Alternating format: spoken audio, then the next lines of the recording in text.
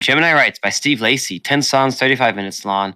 Steve Lacy has had it's been around for quite some time, but this is only his second full-length LP that I know of, because he released one in 2018, 2019. Yeah, I like Steve to Lacy say. of the Internet, that R&B Yes, on group the that was internet. like a kind of a major offshoot thing. They were kind of the Internet were kind of the pioneers of my funk is back take. Whenever I would mention Mhm. that back then, I would kind of like think to the success of the Internet and even breakout successes from folks like Sid and Steve Lacy, Yeah, 070 Shake, for example. And I was like, okay, no, there's something in the sauce here. But so for sure. yeah, see, this is still though the curse. I feel like I want getting a soundboard with that drop anytime we review like a second album. And this is an instance where you have an artist who had a phenomenal first record, and now they just have to break out of that and do a second record that still has that emotion and sound and depth and establishes what they sound like as an artist while still doing something different, doing something new, and managing not to misstep. It's very hard to do. But I think Steve Lacy did a very, very good job here. I just want to start and begin by saying Static is one of my favorite intros to an album Oh, this year. thank you. The lyrics in the beginning are phenomenal. I need to get them up because it's like it hits just so great. Baby, you got something in your nose. Sniffing that K, do you feel the hole? Hope you find Mhm. peace for yourself. New boyfriend ain't gonna fill the void. Do you really even like this track? Take away the drugs, but you feel the noise. More and more you try to run away. You fuck your young self. Do you feel the toy? That was all over this hard. all over this very silky Like, thumping just bass. um it's my favorite shit. Like, I don't even know if you know this it's about me, so Sean. good. My favorite, like my actual favorite gorilla song, I know that like topic rotates like every 5 or 6 like weeks, but it's an Same. unfinished demo that has like a bass drop a lot like this in the background. And I just love that music when you just have the bass just like ripple and like actually, I will also say this was one of the harder songs I had to review because I had to change so many things about my sound setup to make sure I heard this right. Because I was in my car and the bass was like rattling my. Bass. It was beautiful, but I had some stuff in my trunk that was like rattling the speakers, so I literally had to pull over and move shit in my trunk. So I was like, I need to hear this shit right. God damn it! It's a very, very, very, very, very, very, very good song and a very, very good intro. Yeah. And ironically, for me, what I love that intro. I thought it was fantastic. What got me even more in this damn album was the second track, was Helmet. Just a perfect track to get you into the record after Static. Static, you're just like left with so many different feelings. That bass line is beautiful. And that Helmet just gets you just this beautiful, beautiful, like neopop, soul, alternative, just all of the things that we love here on Audioface into one track, and just love it. I have listened to this track a lot the past 48 hours or so. And yeah, absolutely love it. It's everything that I like in a track, and especially for the placement of it, it is perfect. And that's one thing that I will give Steve Lacy a lot of credit for, is the way the album plays through is just every song there, even the little interlude in the middle of the record. You know, me and my fucking interludes that I don't like. I actually like it in this context. Yeah. Everything flows through this record perfectly. There isn't one song I'd want to switch. There isn't anything that I'd want to change within the order of it, and it runs through an album like an album should. But it is 35 minutes long. And when we used to do like this harder characterization between like, or we used to police it harder between drop and an album, I mean, I think I may have said this before, but I'll reiterate it again. For your second album, short is probably better because I feel like artists, like we've talked, when you have a bloated second album that's way too many ideas, it can really blur out what it can blur out what you're really trying to focus on. There are very few artists. I'm trying to think of second albums that I like a lot that are longer. I think like the 1975 is one of the few artists who their second album is incredible, but it's actually really long.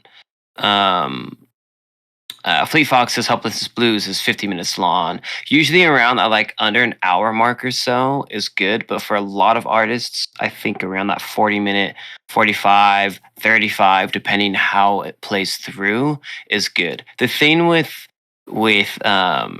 Gemini Writes is that the tracks are slower, so it slows down the record in general, and it's the way it's played through. So it feels like it's longer, even though it's short.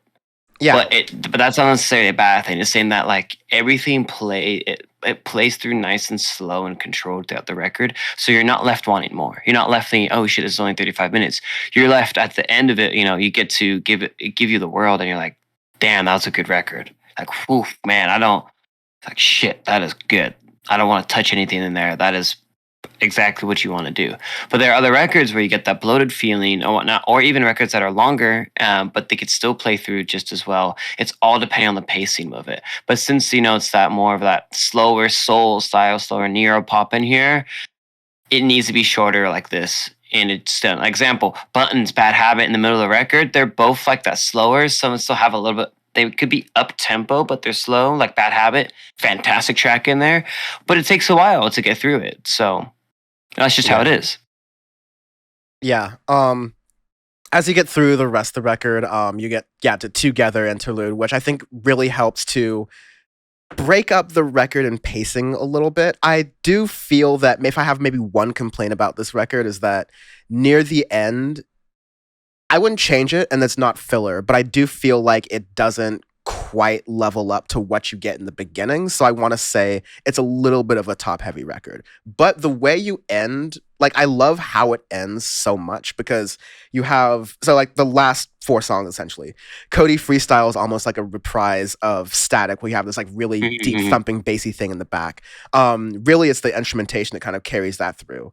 Amber is a nice song, but that's where I think you get a little bit of like a weaker point here. I think it's a good song, but I'm glad that it's something to separate between that and Sunshine, which I really think is a great track. Shout out to Fouché. Sunshine's fantastic. I love that track. Yeah, and I think it's a really good second to last track on an album, which I said the same thing about Fouché's collaboration with Vince Staples on the self-titled project, because that was like the second to last real song on the album, really. I think there's like an interlude or so in between that, but you had that and it really just brought the record to a very emotionally vulnerable place in a stage. And this is a very similar case where essentially Fouché, and then there's like Matt Martians with the interlude, but like Fouché is the only feature on this, and so it really adds a lot of depth, it really adds a lot of emotion, and makes the song, like the little animation on Spotify is like them sort of like free flowing with these suspended animation like wires that you use in movies all the time, and it gives that track that kind of free-flowing feeling, which you don't get from the rest of the album. Not that that's a bad thing, but it's just giving you more range, which is, again, amazing to accomplish in a 35-minute record that is 10 songs long, and it's your second album. Like, Jesus Christ. It's not... Steve Lacy's... Yeah. I was going to say, Steve Lacy's worked on a number of different projects before with the internet and et cetera, so it's hard to say, like, it's his second record, but it's your named second record with your name on it. There's a lot riding on that, and murdered it. Like, incredible. Very good. Yeah, fantastic. I really, really like it. I'm going to keep listening to this throughout the year and, past it too. This is one of those Audioface records where I'm like, damn, I'm glad we get to do this podcast to talk about it. We need to make a new category for the awards show of the Dan is Right tour of Funk is Back. Something like, we got to do something like that. I mean, like, I was saying in an episode or two ago that I am starting to hit the point where I'm getting sick of, like, the funk resurgence. But I think that's because people are just like, okay, I'm gonna make a funk throwback track and throw in some synths here or there and call it a day. This Steve Lacy made me feel things. Steve Lacy makes me feel things. It is and that's how it's supposed to be. Yeah. It is such a it's the pinnacle of music, especially the pinnacle of funk music, because funk music is also meant to elicit a like physical movement and groove and response. Also used in other contexts, but like it's supposed to have that. And Steve Lacy is truly carrying that forward. Again, he was one of the pioneers with the whole funk is back thing before, and he is doing kind of like a Toro Imoa role, so to speak, or even a who's your boy? That one, Jai Paul, where like they Jai like Paul. an entire genre is chasing them, and they keep going. Okay, now the genre's me. I'm going to do something different. Okay, now the genre's caught up to me. I'm going to do something different. Like they're truly like the trailblazers of their own respective genres and movements, and Steve Lacy can count himself as one of those. For sure, because I think there's going to be people that hear this record and get inspired by it and try to make something that can live up to it. You know, I think that's actually a really good comparison, like a Jai Paul, where Jai Paul completely makes a new sound, and everybody try to fucking copy it for a decade, and still no one can make it. And he's only made like 2 tracks since, and he's like, and those 2 tracks are like unbelievably good. And he's like, I still got it. Yeah, Steve Lacy can add his name to that list too, for sure. Arbitrary scale, because our review is our review. We're not going to belittle it by giving it some ranking system or anything like that. We're just gonna rank it by something completely arbitrary, which are classic YouTube memes. I'm giving this one the Rickroll. Rickroll, that's a good one. I'm giving this my favorite one, the Leroy Jenkins. Woo! Leroy Jenkins. Because I have been that guy many times. I think I've played with you and you've been that guy. You definitely have.